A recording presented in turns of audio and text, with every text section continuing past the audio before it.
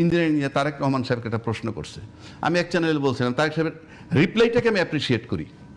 উনি বলছেন যে হ্যাঁ, আমরা ইঞ্জিনিয়ারিং যদি বলেন যে আমরা জনগণকে মোটিভেটেড করছি এবং আমাদের পক্ষে নিয়ে আসছি ভোট দেওয়ার জন্য, এটা যদি বলেন ইঞ্জিনিয়ারিং তাহলে আমরা করছি। কিন্তু আমার কাছে আশ্চর্য লাগে, এই প্রশ্নটা কইরে কি তারেক রহমান সাহেবের সে উপকার করলো না ক্ষতি করলো? কারণ আপনি ইঞ্জিনিয়ারিংয়ের বিষয়ে তারেক রহমানের প্রশ্ন করবেন কেন যে হ্যাঁ আমি কি আপনার এই ইঞ্জিনিয়ারিং একটা অভিযোগ আসছে, আপনি প্রশ্ন তাকে করেন কেন? এটার সাথে তার কোনো সম্পৃক্ততা নাই আমি মনে করি। ভোট দিছে, সবাই ভোট দিয়ে চলে গেছে। ইঞ্জিনিয়ারিংটার প্রশ্নটা তাকে আনার মানে কি? তারা এটার ভিতরে আমি ইনভলভ করলাম এবং এটার জন্য সে একটা জবাব দিতে হইল। এখানে আমি আনবো কেন? কিন্তু যিনি, আমি তো মনে করি এটার উত্তর দিতে ইনভলভ করলো তো এটার ভিতরে, আপনি তো এটার ভিতরে জড়াইলেন তাকে, আপনি তো এটার ভিতরে জড়াইলেন। আপনি কথাটা মানে বুঝতে না না না, আমি একটু বুঝে বললেন তো। মনে করেন আমি এটা নিয়ে, আমি ইঞ্জিনিয়ারিং হয়েছে কি হয় নাই এটা কি বলছে? বিএনপি ইঞ্জিনিয়ারিং করছে বলছে? বিএনপি ইঞ্জিনিয়ারিং করে, কারণ ইঞ্জিনিয়ারিং করে প্রজাতন্ত্রের কর্মকর্তা কর্মচারী, সেটা তো অন্য কথা। ফল বিএনপির পক্ষে গেছে। আপনি আমার কথাটা বুঝতে পারেন? হ্যাঁ, বুঝতে পারছি। ফল, আপনি নির্বাচন কমিশনের প্রশ্ন করতেন তাইলে নির্বাচন, কিংবা অনেক ব্যালট পাওয়া গেছে কাটাকাটি, পাইছেন না? ব্যালট না, ওই যে রেজাল্ট শিট, আপনি সেইগুলো নিয়ে যান। যদি আপনি মনে করেন এত সাহসী সাংবাদিক, কিংবা আপনি সত্যি আপনি ওইখানে যান, ওইখানে গেলে অন্য প্রশ্ন আসতো। তুমি কি জিজ্ঞেস ইলেকশন কমিশন রে? আরে ভাই করুক না, আপনি এই যে আপনি এখানে বইলে গেলাম তো, কারণ ওইটা যদি করতে যায় ওইটা অন্য অন্য অন্য অন্য বাতাস দিবে। যারা জিতছে তাদের বিপক্ষে অন্য বাতাস দিবে যদি সে গিয়ে ইলেকশন কমিশনকে জিজ্ঞেস করে। এইটা দেখায় আমি কি বুঝাইতে পারছি? সুতরাং ওনারা এই প্রশ্ন করা ওইখানে ঠিক হয় নাই, টু দি পয়েন্ট সে করতে পারে নাই। এই জন্য আমি বলতেছি তারেক রহমান সাহেব আসছে, গণজোয়ার তার পক্ষে উঠছে। এর পাশাপাশি এটা কি বললাম, 43% জামাত পাইছে, এটা বিশাল অঙ্ক। আপনি রং এটা। আচ্ছা এখন আসেন, আপনি এই প্রশ্ন করা ঠিক হয় নাই। আমি তাকে, যেমন আপনি যদি একটা বিষয়, যে বিষয়টার ভিতরে আপনি সম্পৃক্ত না, এই বিষয়ে আপনাকে প্রশ্ন করবার আপনি উত্তর দিবেন, উত্তরটা যত ভালোই হোক, আপনি তো এর ভিতরে ঢুকলেন, বা ঢুকাইলাম। এই কাজটা তো ইঞ্জিনিয়ারিং কমিটি, আমি তো ইঞ্জিনিয়ারিং করে কারা? প্রজাতন্ত্রের কর্মকর্তা কর্মচারীরা। বিষয় দেখেন, আপনি যদি আমাকে ব্যক্তিগতভাবে বলেন, আমি তো এই আবহাওয়ার মানুষ, এইখানে রাজনীতি, আমি নেতা না হয়ে রাজনীতি না করি, বাকি সব তো জানি। আপনি আমার দেশের যে রাজনীতির সিস্টেম, তাতে আপনার ভোট কারচুপি, এটাও রাজনীতির পার্ট। কেন পার্ট বলবো? আমি যদি পারি নিব না কেন? আপনার ইঞ্জিনিয়ারিং জবটা আমি পরে দিব। যদি বলেন ইঞ্জিনিয়ারিং, আপনি ইঞ্জিনিয়ারিং যদি হয় মনে করেন, হয় আপনি এটাকে ঠেকাবেন, আর নয়তো মেনে নিবেন, আর নয়তো নিজের পক্ষে ইঞ্জিনিয়ারিং করবেন। মানে যারা ইঞ্জিনিয়ারিং বিরুদ্ধে বলছে, হয় ইঞ্জিনিয়ারিং বন্ধ করবেন, নয়তো ইঞ্জিনিয়ারিং আপনার পক্ষে নেবেন, যেহেতু এটা চলমান। এবং আমার দেশের যে নির্বাচনের সিস্টেম, তাতে আমরা যেভাবে করি, তাতে নির্বাচনে ইঞ্জিনিয়ারিং যদি থাকে, আমি বক বক করলে তো কাজ হবে না। ইঞ্জিনিয়ারিং তো হয়েই যায়, রেজাল্ট তো হয়ে গেল। আমি ওই অর্থে বলছি, আমি ইঞ্জিনিয়ারিং সাপোর্ট করছি না। আপনি যদি ইঞ্জিনিয়ারিং কথা আনেন, হয় আপনি ইঞ্জিনিয়ারিং বন্ধ করবেন, আর নয় ইঞ্জিনিয়ারিংটা আপনার পক্ষে নেবেন। আপনার পক্ষে নিতে পারলে তো আপনি সরকার গঠন করতেন। এখন আসেন, প্রথম কথা হলো যে ইলেকশনটা কেমন হলো। এবার ইলেকশনটা আমার কাছে মারাত্মক তাৎপর্যপূর্ণ মনে হয়। ইলেকশন শুদ্ধ হয়েছে সেই আলোচনা আমি যাচ্ছি না, ওগুলো তো হয়ে গেছে ইলেকশন, সেটা নিয়ে কোনো। কিন্তু ইলেকশনে একটা মারাত্মক ব্যাপার হচ্ছে যে এই প্রথম একটা শক্ত বিরোধী দল বলবো আমি এই কারণে যে তারা তাদেরকে স্বাধীনতার বিপক্ষ শক্তি হিসাবে আইডেন্টিফাইড বলা হয়। কিন্তু আমার কাছে মনে হয় এবারের ভোটে এটা কাজ করেছে। মানুষ 53 বছর যাবত যেটা দেখছে, চাঁদাবাজি, দুর্নীতি, টাকা পাচার, এই যে অভিযোগগুলো, এখন দুর্নীতি হয় প্রাতিষ্ঠানিক, আর টাকা পাচার করে যারা, সেটা একটা certain level, they are very few in number, but rich, এবং রিচ হয় ব্যাংক লুট করে। কিন্তু চাঁদাবাজের এফেক্টটা রিক্সাওয়ালা পর্যন্ত পৌঁছায়। চাঁদাবাজের রাস্তায় যে পিঠা বেচে তার উপরে বর্তায়, তাকেও দিতে হয়। চুলা বাঁধায় যে পিঠা বেচে, আমার কাছে যেটা মনে হয়, আমি বলেছিলাম দুইটা বিষয়ে কাজ করেছে এইগুলা, আর একটা জুলাই চেতনা ধারণ করে কারা। আমি বলেছি এটা ভোটারের আস্থার ব্যাপার, আমি বললে হবে না, ভোটারের আস্থার ব্যাপার। সে কারণে আপনি লক্ষ্য করে দেখেন 68টা সিট বোধহয় পাইছি এরা জামাত না 66টা।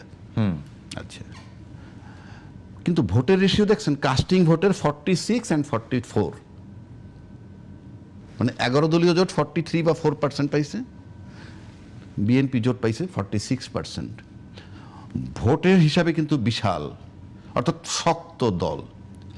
তারপর তাদের যে সিদ্ধান্তটা, এখানে দুইটা ব্যাপার, এবং এটাকে তারেক রহমান সাহেব গুরুত্ব দিছেন যে তারা শক্ত বিরোধী দল হইছে, এবং আমি মনে করি এটা সিম্বলিক হলেও জাস্টিফাইড। উনি যে নাহিদ সাহেবের বাসায় গেছে, জামাতের আমির সাহেবের বাসায় গিয়ে দেখা করছে, এটা আপনি যেভাবেই নেন এটা কিন্তু আমি বলবো ভালো হয়েছে। আর তারেক রহমান সাহেবের এই যে গুরুত্বটা প্রদান করে তাদেরকে, এটাই বলে দেয়। যেমন আমরা টিভিতে যখন ভাষণ দিচ্ছে, অনেকে বলছে যে ধরেন নাহিদ ইসলাম ভাষণ দেবে কি হিসাবে, এই কথা কিন্তু আসছে, মানে তার যোগ্যতাটা কি। কিন্তু আজকে তারেক সাহেব সেটা প্রমাণ করে দিছে। তারেক সাহেব যে গুরুত্বটা বোঝে, উনি যে বোঝেন না, বেশি উপজাত হয়ে কথা বলেন, সেজন্য কথাটা বললাম। এই জন্য আমি তারেক সাহেবের খুব অ্যাপ্রিসিয়েট করতেছি। এখন আসেন দ্বিদলীয় রাজনীতিতে আমরা যে দেখছি এর আগে, দ্বিদলীয় রাজনীতি বলতে আওয়ামী লীগ আর বিএনপি, সেখানে আমরা দেখছি যিনি ক্ষমতায় যান তিনি ওয়াকআউট করেন, মানে বিরোধী দল বলতে কিছু থাকে না, খালি কথায় কথায় ওয়াকআউট। কিন্তু এইবার আমরা প্রথম একটা দেখলাম যে তারা একটা ছায়া সরকার বানাইতে চাচ্ছে, যেটা আমি মনে করি it's a very good signal, খুবই ভালো।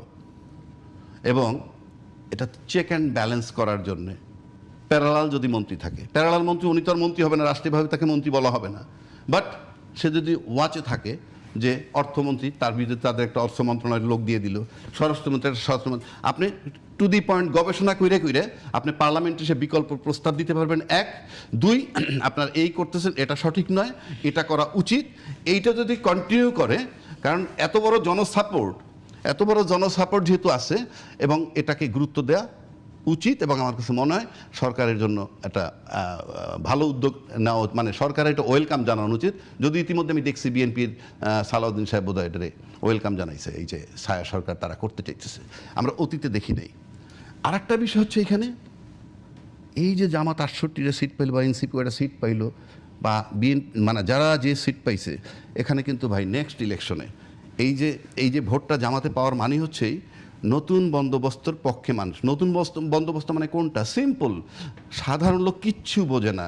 ওই যে আমরা কই গণভোট এই সেই বলে না, অনেকে বলছে গণভোট বোঝে না, তারা কিন্তু ওই একটা পার্ট বলে গণভোট বোঝে না, কিন্তু সাথে এইটা বলে না যে বাঙালি জাতীয়তাবাদ বোঝে না। বোঝে রিকশালায়, বাংলাদেশি জাতীয়তাবাদ বোঝে রিকশালা, বাংলাদেশ সংবিধান বোঝে রিকশালা, ওই পার্টটা বলে না। 1, 2 যারা বাংলাদেশে ভোট দেয় 18 বছর বয়সের, তারাও কিছু বোঝে না, সব স্কুল কলেজের ছাত্র, জানিই না পার্লামেন্টের মেম্বার হইতেছে কি, আইন প্রণয়ন করবে কি আইন কেমনে প্রণয়ন করে।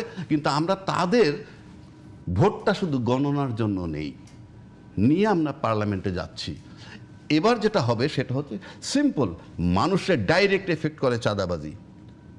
যেই সিটটায় যে এবার আছে, সে যদি এই ভোটে এত ভোট পাবে কেন? তাদের আস্থা হয়েছে যে আমরা এখানে যাব।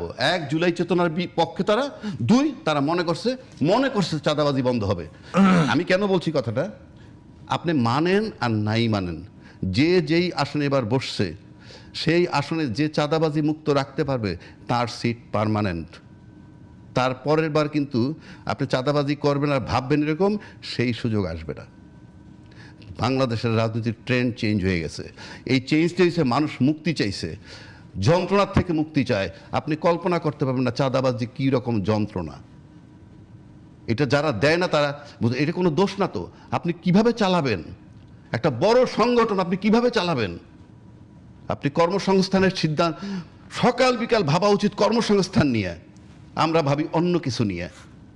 আপনি এটা সামাল দিতে না পারলে, এই যে যার এলাকা চাঁদামুক্ত রাখবে তার জন্য ওই সিট পার্মানেন্ট হবে। কারণ আমি ডাইরেক্ট এফেক্টেড হই চাঁদাবাজ দিয়ে, ব্যাংকের দুর্নীতি, অমুকের দুর্নীতি। আপনি কি ভাবেন যে এই যে একটা সাধারণ লোক, কৃষক মাঠে কাজ করে, সে কি বোঝে? যেহেতু আমি যেটা বলছি জুলাই চেতনার পক্ষে, এবং আমি সেই অর্থে যদি বলি, সুতরাং এই যে সিটটা পাইছে তারা খুশি। কেন? তার একটা প্ল্যাটফর্ম হলো। একটা সিটও যদি সে না পাইতো তাহলে কি হইতো, সে রাজনৈতিক দলটার একটা প্রশ্ন এসে যেত, এটা টিকাবে কীভাবে। এখন এটা তাদের পার্টি অফিস ঠিক থাকবে, রেগুলার এটার কলেবর বৃদ্ধি করবে আস্তে, সুতরাং তারা খুশি। কারণ আমরা অতীতে রাশেদ খান মেনন, হাসানুল কিনুর মতো জাদ্দেল দেখছি একান্ত করুণায় দলের ভিতরে ঢুকে নিজে একবার পাশ করছে। অথচ বিজ্ঞ রাজনীতিবিদ মহাজ্ঞানী আলাপ করতে বইছেন, সব তুচ্ছ তাচ্ছিল্য করে কথা বলে, বাট তারা 6টা সিট, দে আর হ্যাপি। সেকেন্ড আসেন জামাত। জামাত কেন খুশি? 68টা সিট, তার এককভাবে সিট পাইতো 3টা। বিএনপির সাথে যখন ছিল 2 দফায় 14টা একবার, 18টা একবার, একবার মন্ত্রী হয়েছে 2 জন, কিন্তু একক প্রচেষ্টায় 3টা সিট। 3-22-66, মানে 22 গুণ ইনক্রিজ করছে তার আসন। এটা তামাশা না, সেও খুশি। 1, 2, যে পরিমাণ ভোট সে পাইছে, তারা এই মুহূর্তে যেই স্লোগানটা তাদের দুর্নীতিমুক্ত চাঁদাবাজ মুক্ত করবে, এই স্লোগানে কিন্তু বাইরেও তার একটা সমর্থন আছে। কারণ তারা যারা কেউ কেউ হয়তো চাইছিল জামাত পাশ করুক, সেটা ভিন্ন কথা, কিন্তু একটা বিরাট জনসমর্থন তাদের আছে এবং দে আর হ্যাপি। 68টা সিট মানে তার একক চেষ্টাতে 22 গুণ বেড়েছে। বিএনপি খুশি কেন? বিএনপি ধরেন বিএনপি জয়লাভ করবে, এটা খুব স্বাভাবিক, কিন্তু দীর্ঘ 17 বছর পর আইসা আজকে বিএনপিতে ফেল করার প্রশ্নই ওঠে না। তর্কের খাতে ধরে নিলাম, যদি ফেল করতে হলে কেমন হইতো, মানে একটা আজগুবি বিষয় হয়ে যেত না। কিন্তু সে পাশ করছে, এটা কিন্তু আহামরি কিছু না, বাট পাশ করছে, দে আর হ্যাপি। ক্ষমতায় গেছে 17 বছর পর, প্ল্যান করছে যে তারেক সাহেব বলছেন আমার আই হ্যাভ এ প্ল্যান, দেখি আমরা কি প্ল্যান বাস্তবায়ন করেন। তাহলে 3 দল খুশি কেন বললাম? এইবার আসলে আওয়ামী লীগ কেন খুশি? নাম্বার 1, আওয়ামী লীগের জন্য সবচেয়ে কষ্টের জায়গা হলো, জামাত তো অনেক পুরনো কষ্টের জায়গা, নতুন কষ্টের জায়গা হয়েছে এনসিপি। তারা মহা খুশি যে পাওয়ারে যায় নাই। শত্রুপক্ষ হইতো তাহলে এনসিপি জামাতে যোগ দিত না।